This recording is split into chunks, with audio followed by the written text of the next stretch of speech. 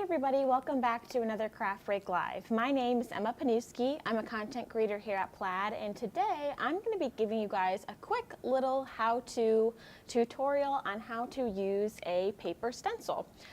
We have these really great paper stencils under the Hello Hobby brand, and you can find them at Walmart in store or online at walmart.com. And we are going to be using it with one of my favorite paints, our Waverly Chalk Paint, which you can also find at Walmart. It is a really great chalk paint, like the name states. I'm going to talk a little bit about the features and benefits of this chalk paint, and we are going to be making this really cute fall centerpiece to get you ready for Thanksgiving, whatever type of fall festivities that you are celebrating this season. So let's begin. The first thing I did is I got this little wooden box. You can see it's really great for maybe putting some utensils or condiments inside for your fall tablescape. And I already went ahead and painted it with our Waverly Chalk Paint in the new pink sky color. This is actually one of the new colors that we released this year. It's this really pretty kind of mauve-y dark pink color. I should also mention too that Stephen White is in the studio with us. So if you have any questions throughout our live stream today, then make sure to comment them down below. Stephen will be reading all those questions, and he can relay those questions and comments over to me. Absolutely. How are you, Emma? I am doing well, Stephen. How are you? I'm good. It's November 1st. It is November 1st. Halloween is sort of fading away as a distant memory, and it is a true fall season now. Totally. So now we are finally ready to craft for fall, only fall activities. No more Halloween. No more Halloween. Sadly. Okay, so a couple things about our Waverly Chalk Paint. It is a really great ultra matte finish paint. It has a really beautiful matte finish, like we said. It's multi-surface, so it works well on things like wood, canvas, metal, terracotta, all of those surfaces. And the great thing about it is that you don't need to prep your surface. So if you are painting on a raw wood surface that has a little bit of texture to it, you don't really have to worry about prepping your surface before you apply your Waverly Chalk Paint. It is so matte and the texture is so great that it just brushes on so smoothly, and you end up with a really smooth, beautiful matte coverage. So let's get into it, you guys. So we went ahead and painted this with our Waverly Pink Sky. Now we're going to break out some of our Hello Hobby stencils. So these are little cardstock notebook stencils.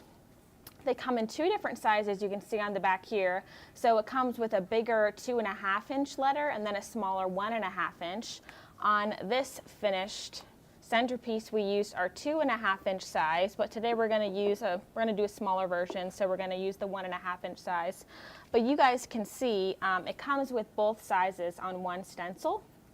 You get the full alphabet plus some extra little fun things to add to your stencil designs. And so this is one of the fonts in this size, but it comes in a lot of different great fonts. And if you're interested in that, like we said, you can go to walmart.com, go in store at Walmart, plaidonline.com, all that great stuff. So I am going to start stenciling for you guys. So the first thing that we're going to want to do is your stencil will come like this. So you just want to go ahead and punch out, super easy, those extra cardstock pieces.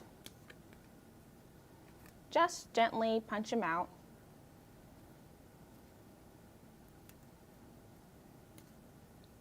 Okay, we're just going to worry about the smaller size because that's all we're going to be using.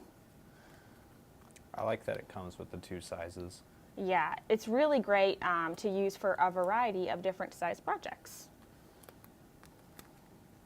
We made a bigger little wooden box for our example project, but this one is a little bit smaller, so we're going to use the small size. So we're going to be spelling out the word fall today, and it comes with one of each letter, which is totally fine. There's two L's in the word fall, obviously, but you only need one stencil. The great thing about the Hello Hobby stencils is that they're reusable. All you have to do once you're done using the stencil is just lay it somewhere to dry, and then once it's dry, you just put them back in this little box, and then you'll be ready to take it out next time and stencil again. Okay, so I think what I'm actually going to do is I'm going to kind of line it up in the corner here, spell fall there, and then I'm going to show you guys a really simple way to distress your box so that it looks really worn and weathered and kind of vintage inspired. And I think this going in the corner right here really plays into that. So that's what we're going to do. This is optional, but what I like to do whenever I'm stenciling is that I like to cut down my stencils to size. So I'm going to go ahead and do that. And I forgot to grab some painter's tape. Would you grab that for me right there, Stephen? Sure Thank thing. you so much. It's another great thing to have on hand when you're stenciling is some masking tape or some painter's tape. Okay, I'm just going to trim this down. We have one F.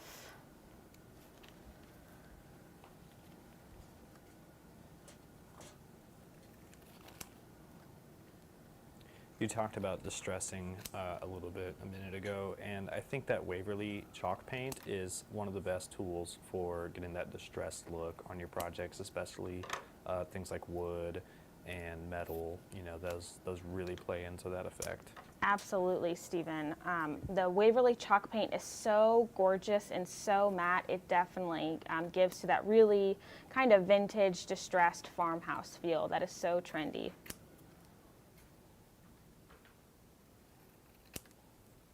Okay, so I'm going to go ahead and line this up in the corner of our little wooden box here.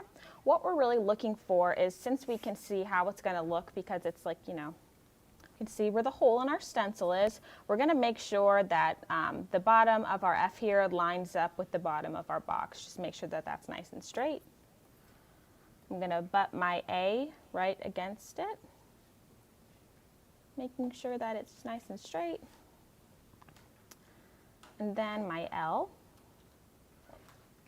And so one great tip that I like to tell people if they're an experienced stenciler, if they're new to stenciling, if you only have one of the stencil that you need, when you're trying to just lay it out and see how it's going to look on your surface, one great thing that you can do is that you can make a copy of the stencil so that you can have another little L so you can go ahead and line it up and see how it looks. Or something else that I like to do sometimes is I like to find another stencil. If you're kind of being a little bit lazy, I like to find another stencil that is the same width of the missing stencil. So this Y is going to be the same width or length of our L here. So I'm actually going to go ahead and cut out this little Y just to make sure that it is lined up nicely where I want my spacing to be on my finished project.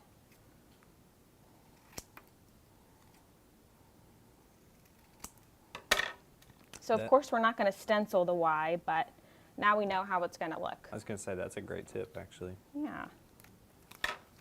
It's quick and easy, so you don't have to make a trip to your copy machine, or if you don't have a copy machine, this is a really great little hack. Okay, so that looks good. Now I'm going to take my Y off since I measured it all out. I'm going to take a strip of my painter's tape, make sure it's nice and even. I'm going to place my tape down, and I'm just going to go on all sides of my stencils here. You want to make sure that the stencils are really nice and flush to your surface because you don't want any paint leaking under them, of course.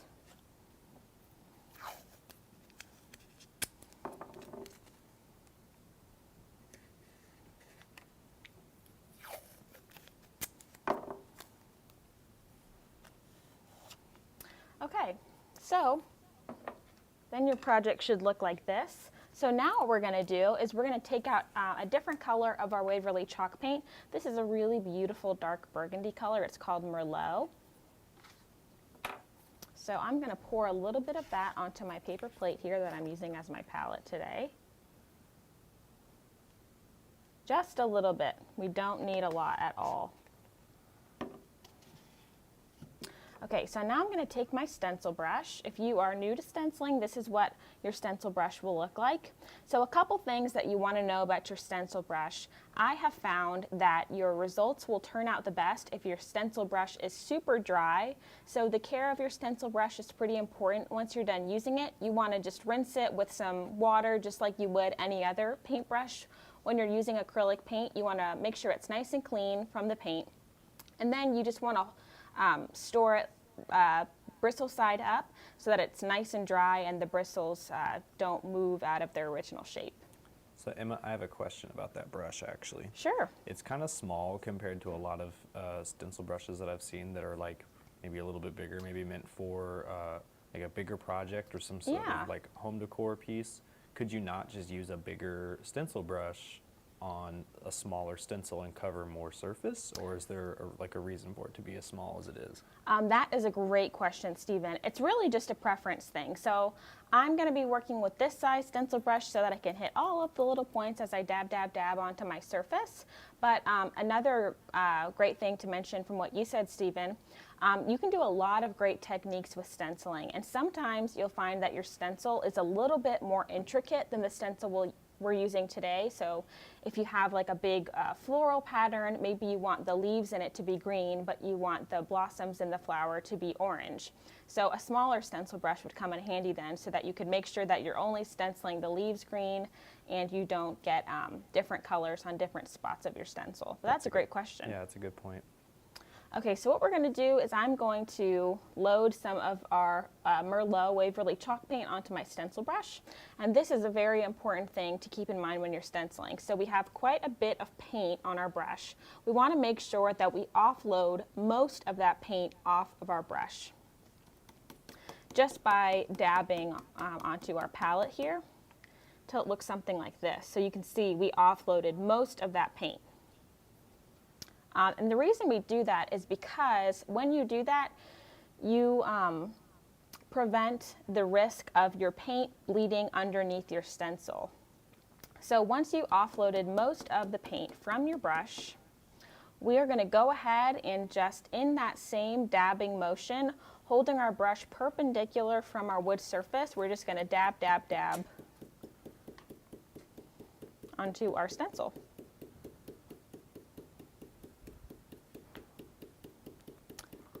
And you really want to make sure that the stencil is upright and it's not slanted and you're not going like this. You want to make sure it's totally up and down because that will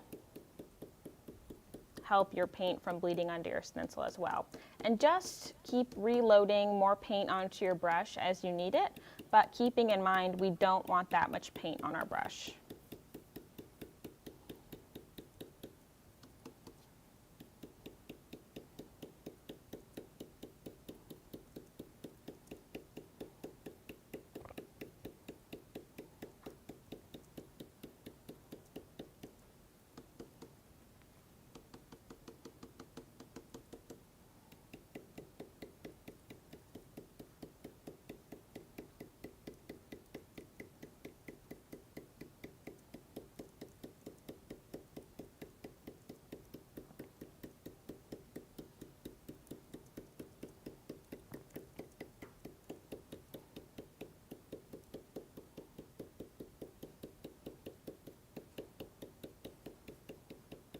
Okay, so now for the big reveal, before we go ahead and add that second L. Ta-da! That looks great. Thank you, Stephen. Okay, so we're going to steal that L from under all that tape. And then we're going to make sure it's nice and lined up evenly with our other L here. Oh my goodness.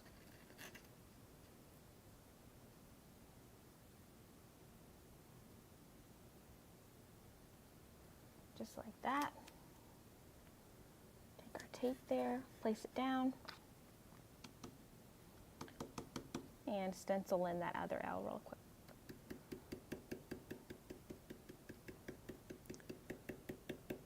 So if you didn't offload it before, would the result be like maybe a little thicker of an application and possibly like a goopy stencil?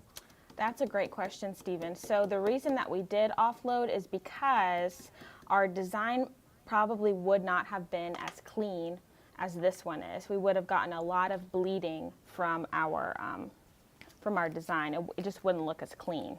Gotcha.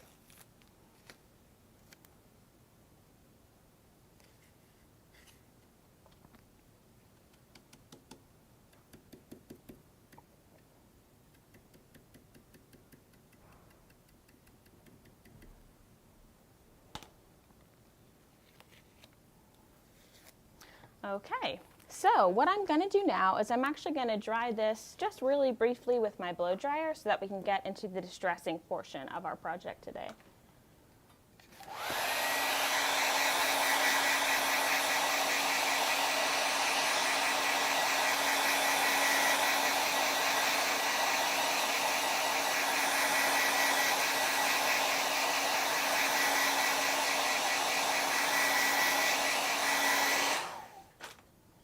And the great thing about these alphabet stencils too is that the things that you can, or the patterns that you can make with them are really endless. You can really personalize your home decor with maybe a family name, which would make a really great gift. If you are attending maybe a fall dinner or a housewarming party or a wedding even, a personalized stencil project is a really great idea for a personalized gift for a loved one. Okay, so the color that we're going to be using for our distressing today is this Waverly Chalk Paint Sandstone. And you can see too that there are several different sizes of our Waverly Chalk Paint. So this is our 8 ounce.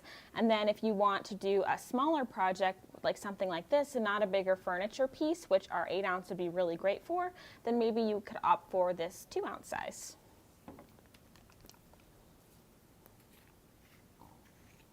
I'm going to put a little bit of this sandstone on our plate. Do not need a lot at all. And you can see too how much paint we used from stenciling, not a lot at all.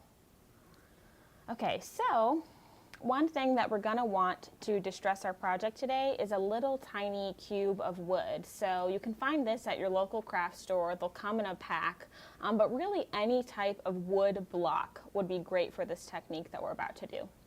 So I'm going to dip one side of my wood block into my sandstone, and I feel like offloading is the theme of our video today, but we're going to offload most of that paint. And then following the corners of our box, I'm just going to kind of drag my paint covered block across. And I'm hitting all of those edges and all of those corners. And the reason why is because whenever I'm distressing something like this, I like to think about, you know, in the real world, if this really was distressed, what points of this project would actually be distressed. So the corners might be a little dinged, the sides, those are all good things to keep in mind. Yeah, and you're moving it all in one direction too. You're not making Right. circles or going back and forth. It's just like line, line, line. That's a all going the great same thing way. to point out too, Stephen, yeah. We're going in one direction. Either you can pick either vertically or horizontally going across. So when we're doing larger areas like this, if you're going across the sides here, you can just go ahead and press down and drag. But when we're going across like this, if we were to just drag and make contact with our project the entire time as we go across, then we would just get one long continuous streak. So what we're looking for here is we're just kind of touching down occasionally as we go across. We're not holding our block down the whole time, just kind of make a touchdown like that and then maybe make a touchdown here. I'm so glad you said that because I can picture myself doing that exact thing if I was doing Then you this get on my one own. long curve. I'll show Yeah. you what that would look like on the side here. Do a sample. Which, if that's what you're going for, you could do that. But if you do that on all of the points, it would look very distressed. And we're Yeah. going for a light distress today. So that's why we're just touching down occasionally. I could definitely see it working in some situations, but Yeah, not what we're going for right now. not today. Nope. Get the tops here. All these little nooks and crannies.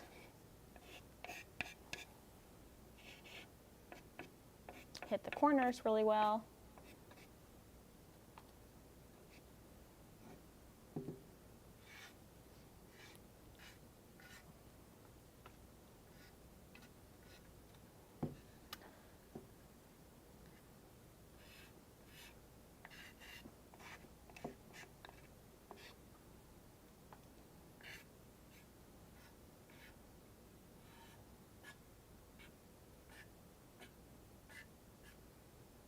Until it looks something like this.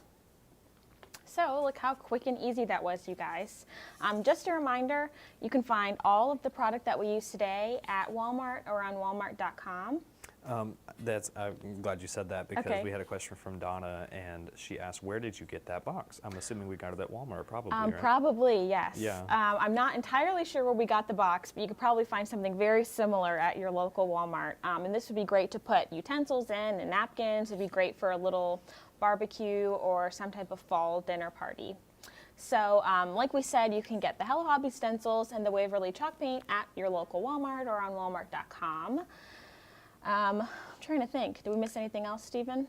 Yeah, if you would like to find Waverly Inspirations, there's a link to order it online from walmart.com in the description. And if the techniques that we've taught you today, I think would apply to any box that you had in like your workshop or maybe in like your back closet that you wanted to upcycle and give like a fresh look to. I think you can still use this video as inspiration for that too. Absolutely, Stephen. That is a great point. So thank you guys so much for tuning in with us today. It's always a pleasure. And for more project ideas and inspiration, you can go to plaidonline.com.